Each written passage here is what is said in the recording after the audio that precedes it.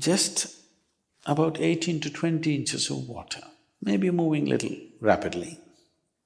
He stepped into it, halfway down into the river, he did not have the energy to cross.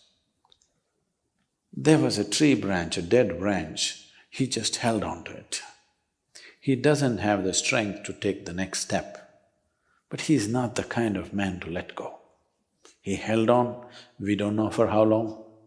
People say for a very long time. Maybe it was 2 minutes. When you're feeling so weak, those 2 minutes might have looked like many years. Then as he hung on, he just realized, what is it that I'm striving for? What is it I'm wandering the entire country, growing from school to school, learning this, learning that, what is it that I'm looking for? Then he realized, there's really nothing. This life is on. All I have to do is just take away the barriers which are not allowing me to experience this. When he realized that everything is within him, there's nowhere to search, suddenly he had the energy to take the next step, and the next step he crossed the river, came and sat down under that now very famous Bodhi tree, which has become more famous than the Buddha himself. A part of the tree, a remnant or a progeny of the tree still exists in Bodh Gaya.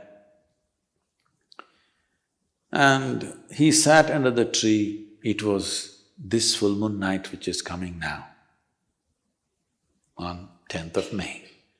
He sat there and he sat there with this determination. Either I must see the ultimate nature of my existence now, or I will sit here and die. I will not open my eyes till I know this. Once he made that resolve, because the only problem is there is no resolve. Every 2 minutes, your intentions are changing. If you are totally on, to know what is within you, how long should it take? It should happen in a moment, isn't it? Because there's no distance to travel. Time is a quantity which is necessary only when there is a distance to travel, isn't it? If there is no distance to travel, if I ask you, how long does it take for you to sit here? You're already sitting. It's already there. It doesn't take any time. So you are already alive and on. It doesn't take any time for realization because you don't have to do anything particular. When he saw this, he was fully enlightened and the moon was shining. And he had not eaten for many months on end properly. Years, actually 4 years he was a samana. And people around him, he had gathered about 5 disciples, I think. These guys thought he's real because he doesn't eat, he's really rigid. And they saw he's in some state, exuberant state, and they could see the light on his face. Then they were waiting for him to open his eyes and give the teaching. He opened his eyes, looked at them, smiled and said, "Cook something, let's eat." They were totally disappointed, they thought he's lost it. They walked with him for 4 to 8 years when he had nothing but torture. When he got enlightened, they left him because they wanted to hear something severe. He said, "Cook something, let's eat. We've been wasting our time."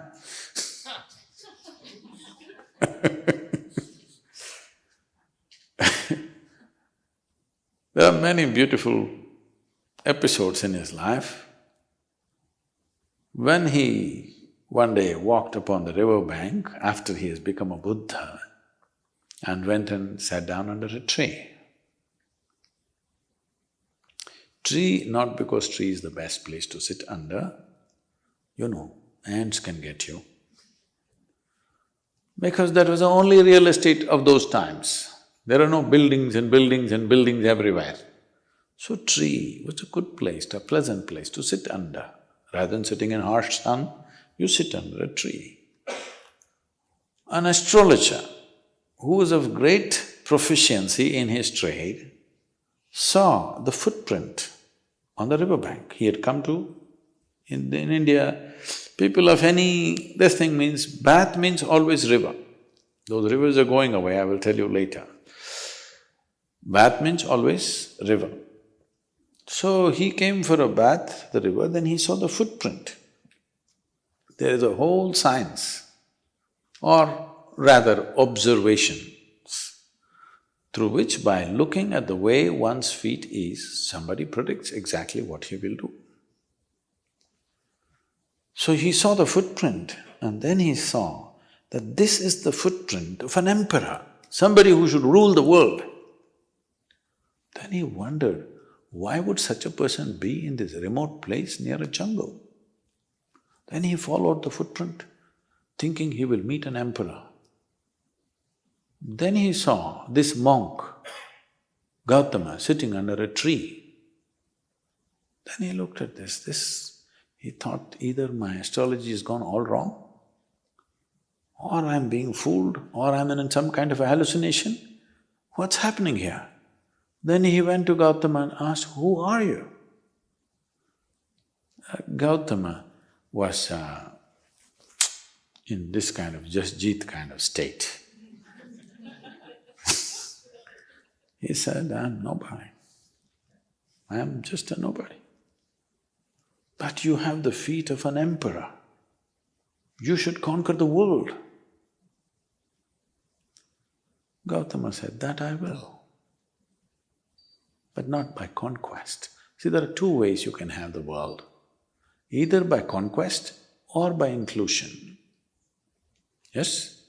I can make you yours, either by capturing you, chaining you and making you do what I want, or by including you as a part of myself. Yes?